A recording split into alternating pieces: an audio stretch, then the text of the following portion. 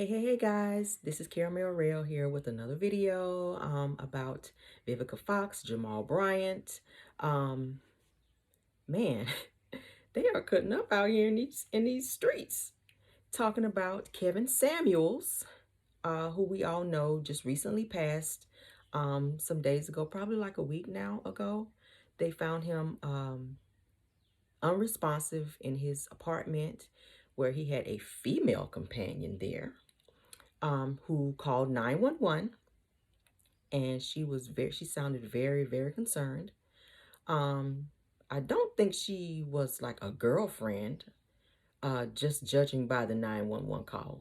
I get it, you're very nervous when you call 911 when there's an emergency, but the 911 caller was asking her, ma'am, are you in an apartment are you in a house? And she was saying, I don't know. Ma'am, cut the lights on and look around, look out the window. When you came to the door, was somebody else right beside you? You know, if you're in an apartment or a house, this man invited you over for a night of fun. Like, were you high? Drunk? Did they drag you up in there? Like, what was going on, honey? Look around. Look around. You know, when you go to an apartment building versus a house, I mean, clearly, if you go and Google where he lives, it's like a nice high-rise apartment in the Buckhead area. You didn't know you were in an apartment, ma'am? We'll get back to that. But in the 911 video, the lady on the phone, the 911 lady was asking, ma'am, are you in an apartment or a house? She said, I don't know. Just get here. And then she was talking to Kevin Samuels saying, hey, hang in there, Kevin. Think about your mom. Think about your daughter. Apparently she said he had a regular heartbeat and he was breathing very funny. And she said, I don't think he's going to make it, blah, blah, blah. She was very nervous, you guys. I was clenching my pearls just listening to the video, you know, just listening to the 911 call. It was something. But it seemed like she was just somebody that came over for, a little fun that night. It happens, you're not in a relationship and he calls and say, hey, she knew who he was apparently, honey, because she told the 911 caller, y'all need to get here because this is Kevin Effin Samuels. Like, this ain't just Craig off the corner, honey. This is Kevin Effin Samuels. Like, I don't know how y'all gonna get here, honey. Trailway, railway, I don't care how you get here. One of those, like, get here if you can. You can reach him by railway. Y'all need to get here. Like, crank up the EMS van, baby. And y'all need to skirt. Y'all need to get here. Put the pedal to the metal, and y'all need to pull up. Because this is Kevin Effin Samuels. She said, I'm about to hang up and I'm about to go downstairs, and y'all need to get here, pretty much. But yeah, moving right on, that was very sad. I was very sad when I heard about that because, I mean, I'm not about to applaud anyone leaving this earth because the death is so final. This man has the daughter. His mother also was very disturbed by this news, and they both found out that he passed via social media. Like, I would hate to find out that someone that I really love, a parent or someone very close to me, I would hate to find out that they passed away via social media. Like, that's just harsh. Man. So, moving on, you guys know who Vivica Fox is. She's been on several movies. She's dated 50 Cent. Very outspoken. She will get you together. 2 snaps, honey, if you come for Vivica. Because she sure did tear Martell Holt's tight-ass Easter pants off, honey. When he came for her, she let him know real quick, baby, I am the one. I'm the one that you really want to mess with. Because I will get you together, baby. You don't want to play with me. But, yeah. So, Vivica now has this new show that she's on with Claudia Jordan, Selena Johnson, and Lisa Ray. And it's called Cocktails with Queens. And they discuss different topics. And on this particular topic, they were talking about Kevin Samuels. She mentioned that his death was his karma. I don't ever want to say that about somebody, guys, because that's just so harsh. Like I said, death is so final. I get it. Kevin Samuels, he said a lot of things in his YouTube videos about women that were very misogynistic, very controversial, and very wrong as it relates to women and men, because he pretty much was saying about women, if you're 38 years old and you haven't been married yet, and you don't have a man yet, that you're pretty much irrelevant and you just ain't that girl. My opinion is this: everybody have their own reasons as to why they want to be single. You know, it doesn't matter if you're 38, 39, 40. I mean, hell, you can be 45. Everybody have their reasons as to why they want to be single. Maybe they're trying to get some things in their life together. They're trying to get their credit right, which your credit should be right at that age. But you just never know. Things happen.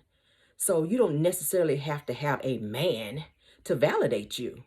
There are a lot of women out here that they're doing their thing, you know, and maybe they just want to date. Maybe they don't want to be married. Marriage is not for everybody.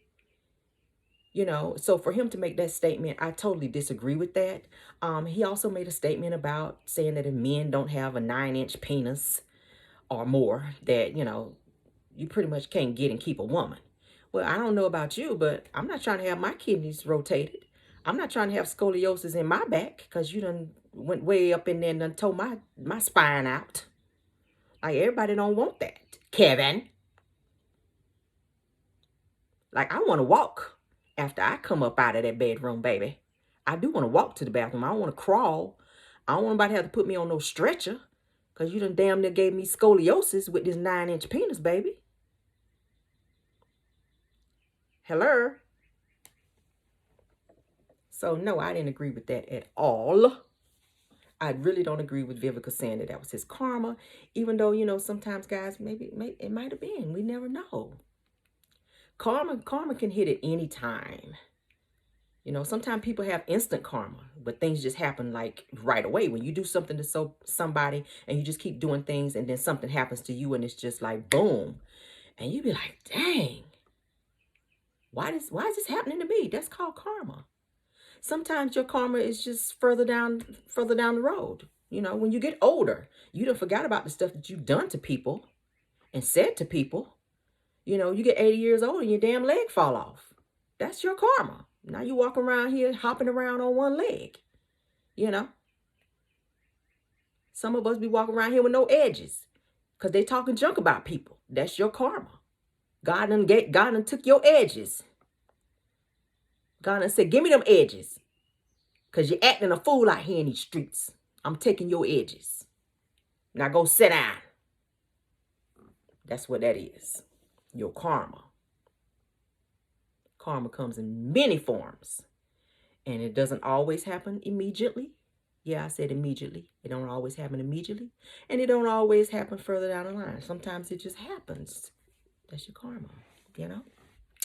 But somebody else who chimed in on this, Marlon Wayans, was saying, hey, guys, this mess that Kevin Samuels was saying, guys, it's not that serious. What he said, you know, he said it, and I don't even take it that serious. I think that what he said was just what he said. And I'm going to say this. If you're a woman, all the misogynistic things that he was saying was very hurtful. I went through a lot of posts that I saw and comments that a lot of women, I read a lot of comments that a lot of women wrote, and they were pissed. Like, a lot of people were saying, you know, good for him. He's gone good. That's what his ass get. Like, I don't really want to say that because that's very harsh. But a lot of people were in their feelings, mostly females. A lot of males said some things, but mostly females. He got a lot of heat from mostly females from the things that he was saying, you guys, okay? Somebody else who had something to say was Omarion. Omarion was just like, look, guys, the man is dead and gone. He has a daughter. He has a mom. Like, let it go. He's not here to defend himself, which he is not. But the legacy that you left behind of the things that you said and did is still a lasting impression on those that you hurt. You know, just because a person is not here anymore doesn't mean that you can't still discuss the things that they said and did to hurt you. You know, words cut deep and it stays with you for a while when you say things to hurt and cut people to the core. So just understand, just because you're no longer here anymore, you're dead and gone, those things and those feelings stay with you. Okay, and what Omarion was saying, hey, let it go. The man ain't here anymore. He has a daughter and a mom that's seeing all these comments and things of that such. Okay, they were here and they were hearing and seeing the things that he was saying when he was here as well. So we got to look at it both ways. It's got to be a two-way street here. You can't just take one side. I sympathize with the fact that he's no longer here, but also understand you can't be talking crazy in these streets and expect people to not feel a way, because they will. And they're going to come for you. For every action is a reaction. And, you know, unfortunately, he said the things he said and he's out of here. But people are starting to give their opinions on how they feel. Another person that chimed in was Jamal Bryant.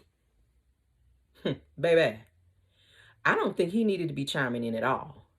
Because after the way you acted on this whole Real Housewives of Potomac situation when you were up on there, honey, with the way you did your ex-wife, Giselle, the way you ran around and cheated on her and had multiple children outside of the marriage, honey.